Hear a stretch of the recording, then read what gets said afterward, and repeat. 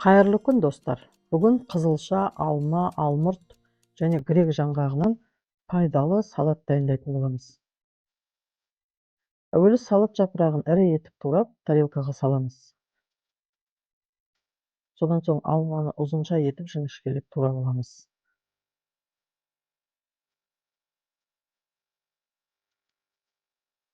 Алмұртты да жұқалап тураймыз.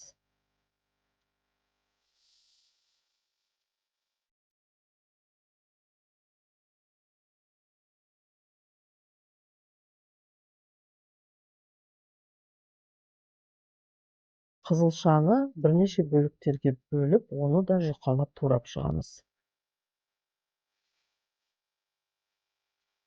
Салат жапырағының үстінен қызылшаны,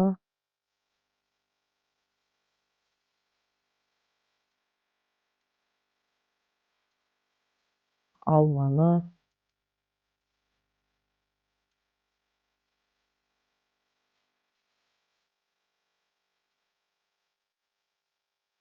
алмұртты кезекпен қойып шығамыз.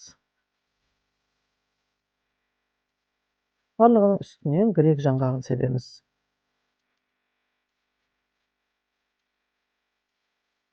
Содан соң зәйтүн майын қосып араластырамыз. Міне достар, дәмді әрі пайдалы, витаминдерге бай салат дайын болды. Міндетті түрде жасап көріңіздер. Видеоны соңына дейін көргендеріңізге рахмет. Каналыма жазылып лайк қоюды, комментарий жазуды ұмытпаңыздар. Келесі кездескенше аман болыңыздар.